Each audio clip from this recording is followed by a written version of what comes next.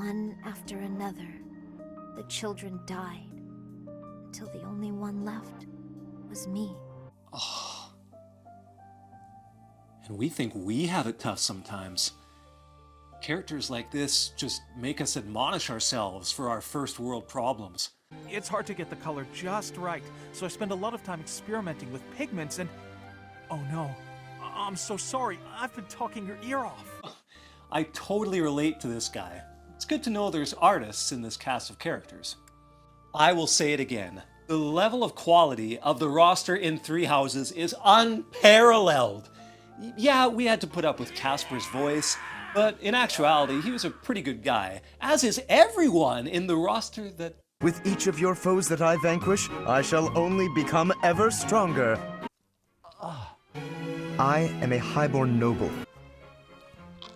There is nothing that I, Lorenz Hellman Gloucester, cannot do. Please think carefully about how you speak to me. This was hardly a challenge for me. Oh, that was atrocious. I don't know if I can... I don't know if I can play this anymore. Just... No.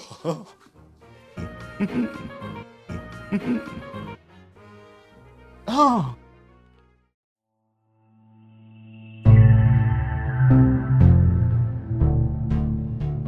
It's good to see ya. Welcome to the weekend once again. And this is the weekend where we finally complete the trifecta of the Three Houses character study. This house houses some of the most extreme characters for me personally.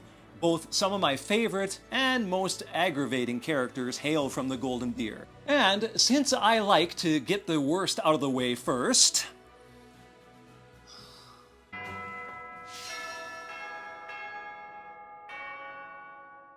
I went through Claude's storyline last, and once the aggravating hot air balloon that was Ferdinand was over with, I was looking forward to seeing a comprehensive suite of Golden Deer characters with quirky, charming, optimistic kind of personalities. I mean, I knew there had to be one high and mighty, I am holier than thou type of character. I just figured Ferdinand would be the absolute worst that it could get. Claude himself tells you that his troop is less difficult than the others, so I was ready to come into the Golden Deer with an optimistic feeling upon meeting everyone, including Lorenz. Was I right? My name is Lorenz Hellman Gloucester. You will want to remember it. Oh, God, no! Have some of mine. You need it more than I do. You offer me half-eaten scraps? The nerve! I am in search of a bride of suitable social status. I have no time for trivialities. To treat you differently from the common folk would only be appropriate. He's even worse than Ferdinand. I mean, compared to him, Ferdinand is a gentle soul who's full of compassion for everyone. Even his basic conversation stance is pompous. Who stands in that pose? It's astonishing how late into the story it is before Lorenz even dreams it's slightly possible that someone other than the most noble of birth would even be worth courting, much less talk to. When we talk about his situation with Byleth, it takes 5 years before Byleth can concede that Lorenz's treatment of women has improved. That's just pathetic. He even buys Hilda's sob story about being too delicate to participate in battle simply because it props up his own image. Speaking of Hilda, at the very end of the story, after realizing her act and actually committing to better her battle prowess, which elicits praise from her brother, he soon goes to... Did you, mention me? Did you mention me? Like, holy Jesus Murphy! Even when he gets what he wants, he just drags Hilda along to say, yeah, well, maybe we'll get married, but, I'm gonna say a bunch of flattering rambles in the hope that it will get your hopes up for nothing. Watch his reaction to Leonie's request to help polish weapons. Here, have some oil. And, why exactly are you giving this to me? It's for polishing, Lorenz. Don't tell me you've never polished a weapon before. Well, that is hardly a task befitting someone of my station. God forbid the mighty Lorenz would be caught doing menial labor. Ugh.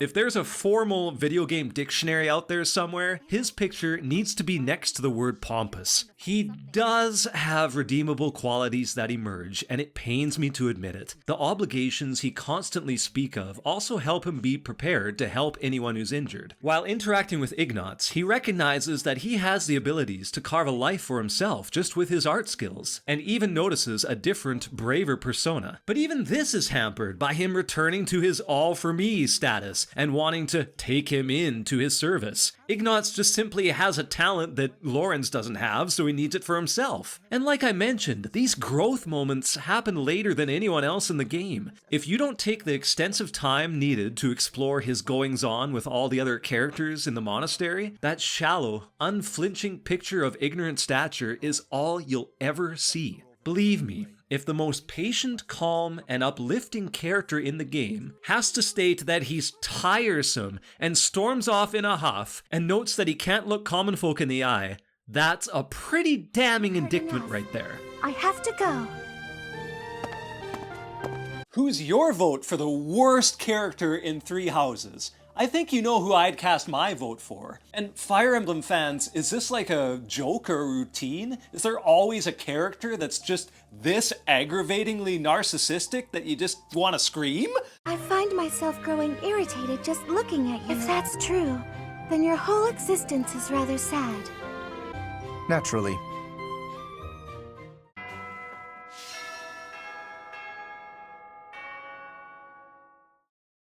I really want to like Raphael, and in a way, I do. He's got tons of energy, he sticks up for his friends, and looks to me kind of what Wreck-It Ralph would look like if he was a real, or actually an animated person in a fictional medieval world. There's really not much to complain about this guy, except everything about him is even more cliched than with Caspar. He's the big, huge guy with muscles who does great on the battlefield but sucks horribly at school, and his backstory involves him becoming a knight in order to support his family back home. I mean, this guy has been done so many times before. He's a relatively simple mind, but to its credit, the game does a lot to make this work in funny ways, especially with Marianne, wherein he becomes amazed at her apparent bird-talking skills, and makes it one of his missions to get this ability for himself.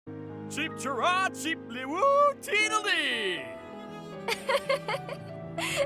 Sorry, I didn't quite catch that one.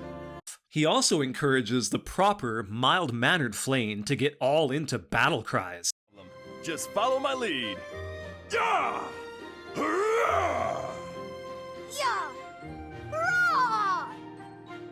Which would be funny if it actually manifested in the actual fights. Can you imagine Flame exuding this kind of energy in the actual battles? Hurrah! Yeah! It's just, nothing really surprises you, even as you go through his many interactions with everyone else. He's always just the big, good-hearted guy who deals with his obvious shortcomings as best he can, often to humorous effect. One of the best skits is between him and Shamir, where he attempts to utilize the archer's way of breathing and moving lightly, resulting in some pretty funky breathing sound effects. That's it? I can definitely do that.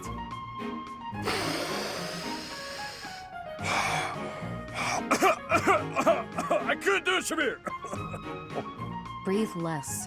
Keep it to the Continuing with the cliches though, he even has Ignatz as his best friend. And how many times have we seen a muscular, more simple-minded brute of a man paired up with a more timid, bashful, introspective dreamer? It's all over literature and film and video games, and the relationship and eventual conflict they have over their past isn't very surprising. Also, while I appreciate how he tries to get Bernadetta out of her shell a bit by simply saying, I figure if you talk to more people, then you'll think talking is good. That's just a stretch. People with an avoidant personality disorder like Bernadetta can't simply start talking to more people. And this is a simpleton solution to a much more complex problem that doesn't carry much weight. Still, he kicks ass when actual physical conflicts arise, and his humble beginnings make him immediately more likable than certain people.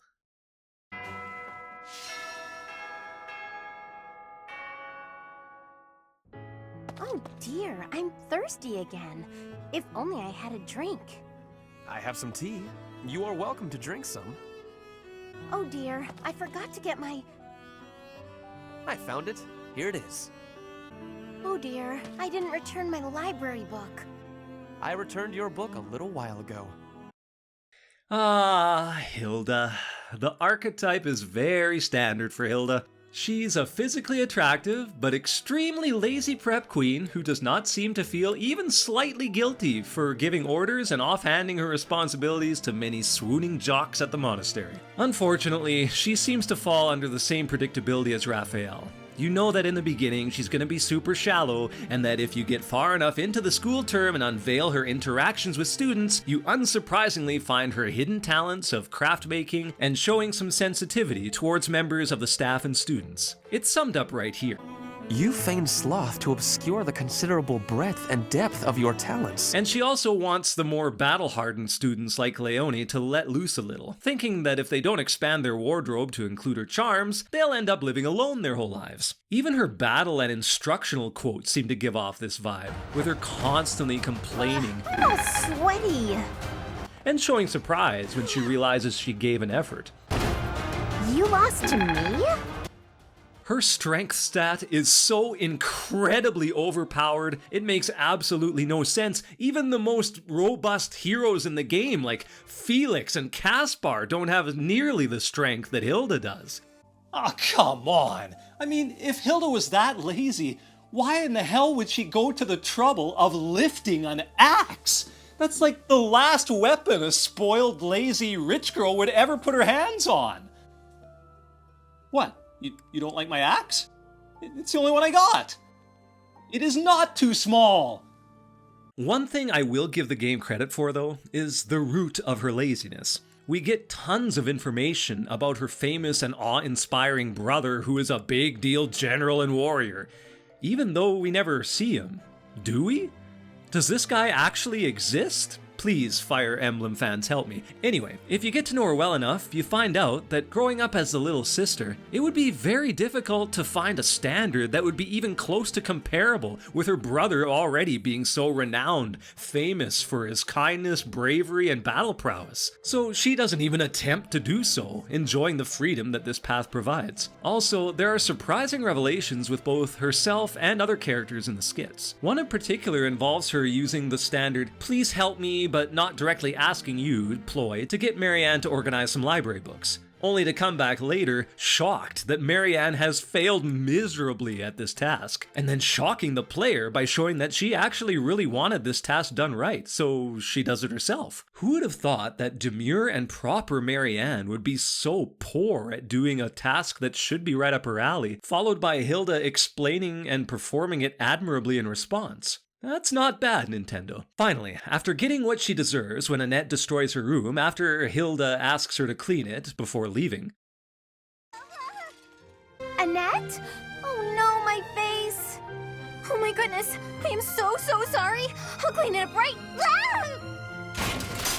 Not again! Upon realizing how Annette tries to do so much for everyone else, even if she sucks at it, she imparts these words of wisdom. Going all out to please others, never thinking of yourself, that's no way to live. And that's true. It's great to help people out. The world needs more of that. But we have to also keep enough in our tanks to pursue our own goals. That's the balance we need to achieve to get the best out of ourselves.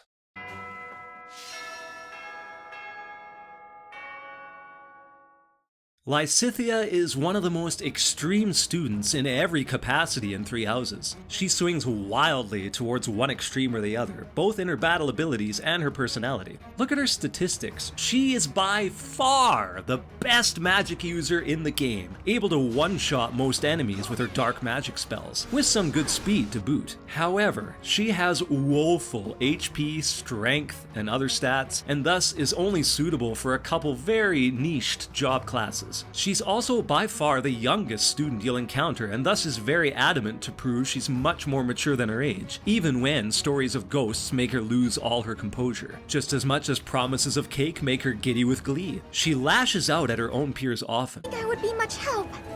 Oh, for the goddess's sake, you won't know unless you try, will you? Don't decide you're of no use without even giving it a shot. Fine then, forget it. I'll go on my own. You can just stand here and stare at the wall. But when you get deep enough into her relationship trees, you realize that she's on borrowed time due to experiments done by those in cahoots with people who slither in the dark, implanting her with another crest from childhood she didn't ask for, and thus significantly shortening her lifespan. It's this borrowed time that has Lysithea working harder than anyone, and she reminds people that it's this work ethic that has her where she is when it comes to her magic, not her being some sort of prodigy or benefiting from two crests. In a positive use of this urgency, she's able to do amazing things for others, like teach Cyril how to read and write from scratch, the two of them crafting a very sappy but sweet social link in the process. The fate of Lysithea is wildly variant depending on the player's relationship with her. In some cases, she does indeed pass away not long after peace is restored, but in certain situations, she can find the way to restore her lifespan and live the full life she deserves. Off topic and way off base here, but she reminds me a lot of Presea Combatir from Tales of Symphonia. The youngest looking party member, extremely serious and tough to get to know, extremely unbalanced in strengths and weaknesses, and also having been experimented on with a crest that neither of them wanted in the first place, having significantly altered their future. In Presea's case, instead of her lifespan being shortened, time simply stopped flowing for her. Her progress stopped physically and emotionally at age 12, and then her emotions shut down completely, and she was 28 years old by the time Lloyd and the rest of the party restored her emotions by fixing her key crest, and she resolves to make up for her lost time. These stories are great reminders for players, who are usually in their teens to early 20s the first time they play through these games, to step back and assess their lives once in a while, because time isn't unlimited. And chances that we think are always going to be there simply move on if we wait too long. So live your best life.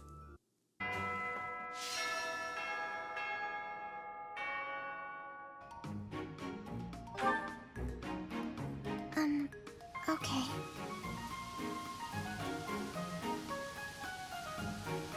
I'm sorry. I don't really know what to say. I'm not very good at talking to people. Marianne, upon first glance, is almost like that cartoony cloud with a frowny face that is constantly raining, the symbol of self-pity and depressing aura. But that's why it only makes the player want to try harder to get to know her, and when they do, they'll find a gifted horse trainer who can instinctively tell what they need, or if they're injured, as well as being able to understand the chirping of birds to see what they're all about. She has one of the strongest paralogue stories, where Byleth insists on helping her defeat a wielder of one of the hero's relics in order to destroy a curse that she apparently carries due to her family's history. The tragedy of this is that it really wasn't an authentic problem for her to carry, so every instance of her dismissing herself, apologizing, failing simple tasks, running away from responsibility, all of it can be traced back to the psychological damage that this Maurice curse has bestowed upon her. It's tough, because her constant defeatism and lack of self-confidence eventually make things even worse from short-tempered people like Leonie, who initially seem willing to help her. Then there's the urgent situation with Lysithea, where she panics due to the sharp tongue and demands. What do you think would be the best strategy to... are you listening, Marianne? I was listening. I just don't think I can really... For crying out loud! Why do you always have to admit defeat before even giving yourself a chance? It's important to realize when your own mannerisms need to be assessed and changed, even if it's difficult, and she has so much trouble doing this. If we think beforehand that things are going to be tough, and then something negative does happen, it just reinforces the belief that we have that, yeah, we do suck, and things are awful. It's really hard to reverse such a crippling self-doubt spiral. If you complete her paralogue though, she realizes that there was no truth to the rumors of her crest cursing anyone, and especially in her 20s, she's lost some of her disillusionment with life. And this is wonderful, except...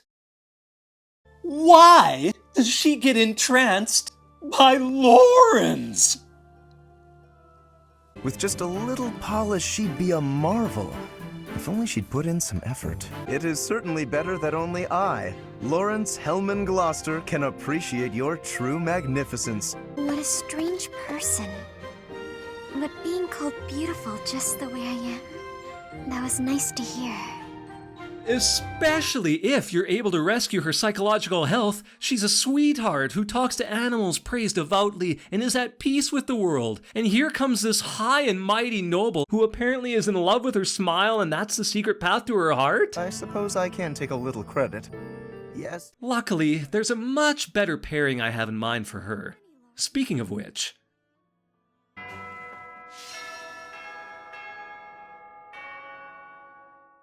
I'm glad Ignatz is near the end, because he's probably the easiest character for me to identify with. He's a kind, optimistic young man and a talented artist, which, compared to him, I am not. I'm not young anymore either, but I do enjoy art and sketches, and like myself, he notices tons of details in people and the natural world that become apparent to him while he's working on his pieces. Mostly to do with how nature presents itself and the subtle changes that keen observers can find. Like with Petra, he notices how, despite her language difficulties, she has a curiosity and willingness to master many different skills, even if they don't turn out well, like when trying on his glasses. It even helps ease awkward situations, like this one with Marianne. Huh.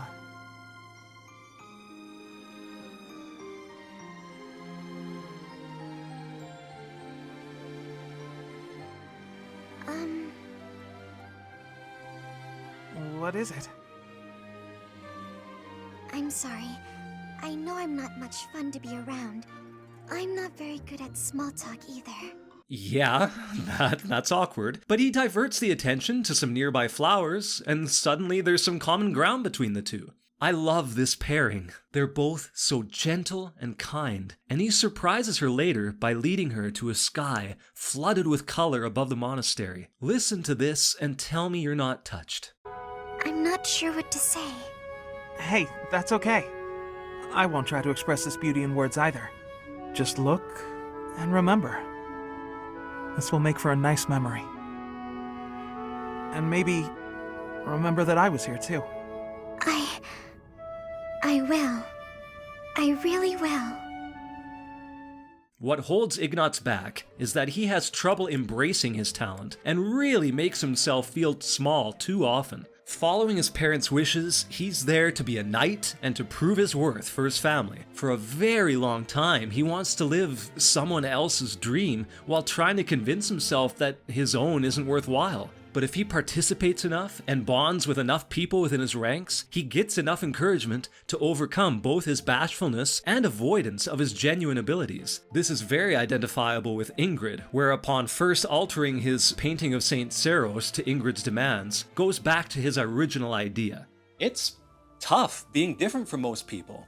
How many adult males are going to easily find others outside of online forums or chat rooms who want to talk art or other non-traditional hobbies? Granted, it might take a longer time, but if you have talents like these, go out and find other people who enjoy the same interests, because those pastimes are just as important as those who enjoy hunting, sports, or UFC fights. We are out here. We just need to help each other find each other, I guess.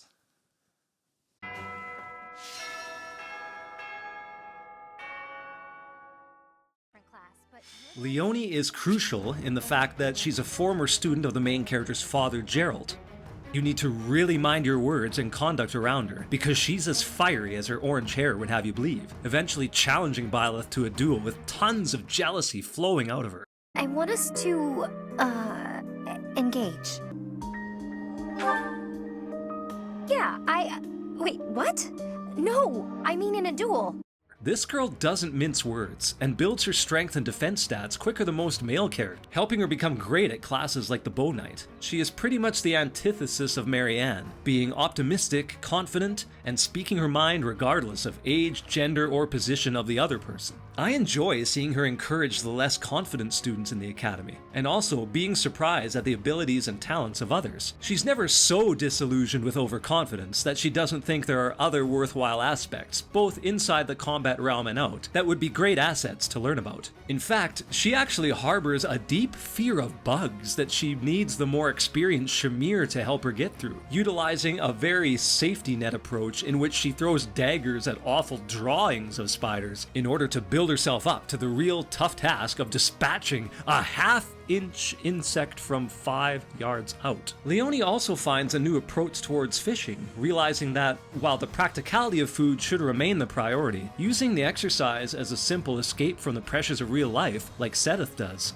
can be worth doing too from time to time. One of my favorite support conversations with Leonie is with Lysithea of all people. These two are extremely hard-working, but in very different areas, and they are also at odds with how each of them goes about addressing their labors. Lysithea is laser-focused on one single topic at a time, pinpointing a text or a book in her studies that help her build an immense understanding in one speciality. While Leonie is all about efficiency, bundling chores and materials together whenever she can to take care of more work in a much more manageable amount of time, demonstrated when she carries an injured Lysithea back to her room and justifies it as just a simple way to get a leg workout in. The way these two eventually appreciate their own methods is commendable, and if we could see each other in this light more often, maybe we'd stop being at odds with each other unnecessarily.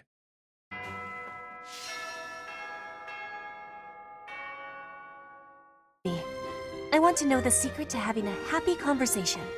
Ah, you need a lesson on breaking the ice. That's a slippery subject, but I bet we can crack it.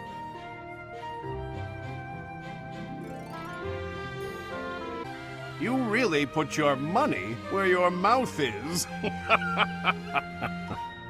Oh, and there's a lot more of these gems, especially if you find his messages in the counselor's mailbox, as found here on the fandom wiki. One of them reads, "I want people to see me on horseback and say he reigns supreme." And, "No joke, I've lost the book where I write all my puns. I can't ink of anywhere I word have left it. Will you help me recover it?" There are some puns that are so bad they're good, but these are terrible. This would be like if I said, "Why was King Arthur's army too tired to fight?" They had too many sleepless nights. That's not funny. It just makes the other person wish they weren't there in that moment. And I'd probably just sabotage my own YouTube channel with that gem. But stick around. It'll get better. Maybe. He shares Lysithea's fear of ghosts, but Lysithea is a 15-year-old girl who hasn't had the luxury of growing out of some base childhood fears due to her shortened timeline. Alois is a 40-something knight who's seen hundreds of deaths happen right in front of him, and the thought of a single specter almost makes him piss himself. Ah! A ghost! I'm sorry.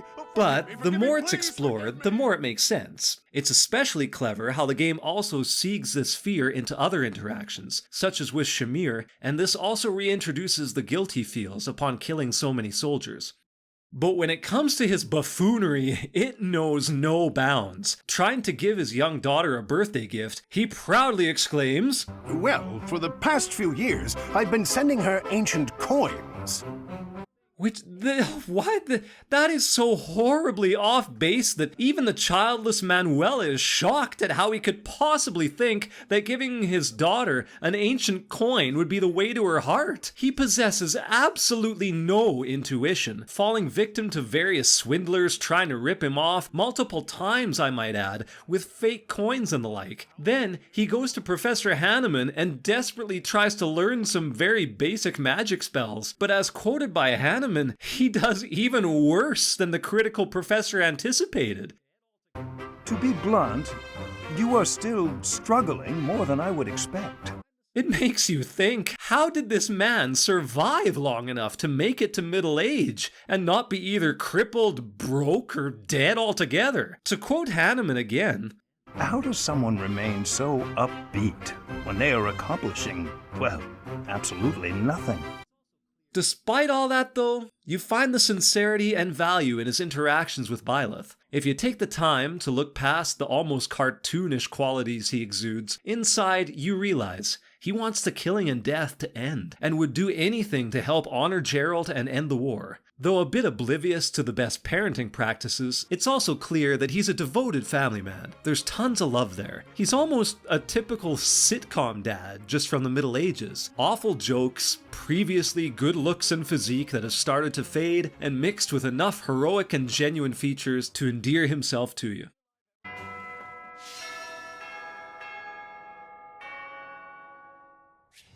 This guy is the cliched old veteran warrior that's mired in regret for past failures, even despite efforts from younger soldiers who respect him, such as Dedu and Ash. And after Dimitri assures him that there was nothing but gratitude felt toward him given his efforts at the Dusker assassination, he is constantly fighting inner demons, but he only reveals his worst moments to the people he is very obligated to do so. When interacting with aspiring, optimistic types like Ash, he keeps this close to the vest, while still being very encouraging and open towards teaching those newer to knighthood his best practices. Of course, the main story arc with Gilbert is with Annette, his daughter, and it's during their final arc where both his best and worst qualities are manifested. It's revealed that he had written to both Annette and his wife during every special occasion, holidays, birthdays, and the like, year after year, but instead of eventually finding the courage to send them, instead felt the guilt grow within him and ultimately persuaded him to not send a single one of them. Luckily, he does give the letters to Anne in the end, and it's implied that once the war is over, she will have communicated this to her mother and the broken family will be reunited, just as the continent of Fodlan would be afterwards. The stakes obviously aren't as high for any of us here, but I bet all of us have that past romantic relationship that we wish we could have back, or that broken family tie that we wish we could mend. Something that just never goes away. Maybe there's hope that there's something yet to come in the future that will help us mend these wounds. Or maybe we're better off pushing towards the future so we don't waste as many years as Gilbert did. It's a deep hurt that definitely finds its way into too many good people's lives. I hope that you've never had to deal with anything like this in your own life, or if you have, I hope that you can find the strength to get past it. The social webbing of Three Houses just can't be acclaimed enough. It's just so complete and well-rounded. Players can easily identify with and get a basic idea of every character, and cliches definitely show up, but every single one, if you follow a thread deep enough, leads to unpredictable and often heartwarming surprises that you wouldn't have expected. Themes like Bernadetta's and Ignatz's artistic talent show up in more than one sequence, as do more somber themes like Marianne's Crest's Curse. Ingrid's lack of motivation to wear makeup isn't just bound to her tomboyish personality. You find out she's still in mourning over losing Glenn, her fiancé, to the point that it distances her from changing her appearance, even though he'd never see the difference. And this rewards the player when they go deeper into the game and realize how tightly knit and connected everyone really is. There's even slight differences depending on where you are in the story when you advance two characters' threads. Well, I'm not very big, but I've always wanted to be. That's why I train so much. I just don't know how to bulk up. I'm not very big, but I've always wanted to be. That's why I train so much. I've grown a bit in the last 5 years, but I'm still not even close to you. The attention to detail is staggering. If you're like me, one of the biggest goals you had after beating Fire Emblem was starting again with max stats so you could recruit everyone and not have to worry about any of them meeting their demise on the battlefield, because it hurts too much to see any of them befall a tragic fate, especially once you've gotten to know so many to the end of their threads. I know many of you have tons of favorite interactions that aren't included here, and as you can tell, I haven't even found all the support conversations yet, so please let me me know of any real, emotional, funny, or otherwise noteworthy skits that deserve the spotlight. There's deep, self-reflective monologues about what we should do with our lives and our own skills, including the lack of skills that sometimes hold us back from what we really need. Family histories and tragedies are expanded upon, giving empathy every chance to be felt from us, as we might finally understand why someone acts with so much vanity in their voice or depression in their hearts. Half-serious marriage proposals and arbitrary visions of the future get planted in the hearts of young men and women, which sometimes blossom into a lifelong story of happiness and love. And some are just absolutely hilarious with no bearing at all on the church, the state of war, or anything. Just bonkers storylines that remind us how important random and unpredictable comedy is too. As you've probably noticed, I connected the most with those characters who have innate qualities, fears, and dreams that are relatable for me.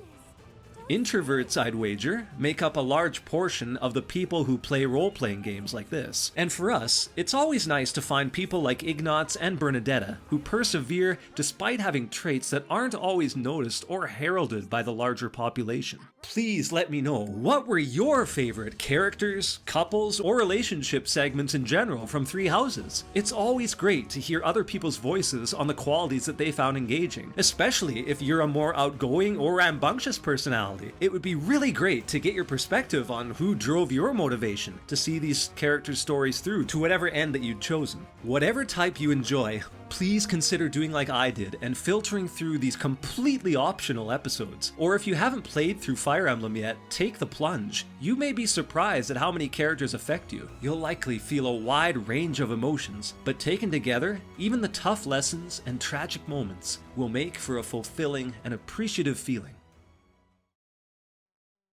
That's 3 full houses of characters completely studied.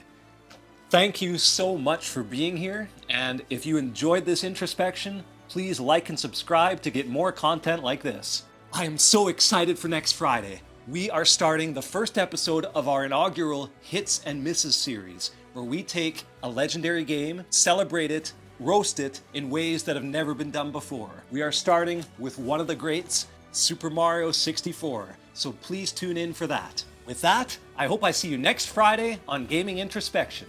I hope you have a great weekend and that you'll join me next time.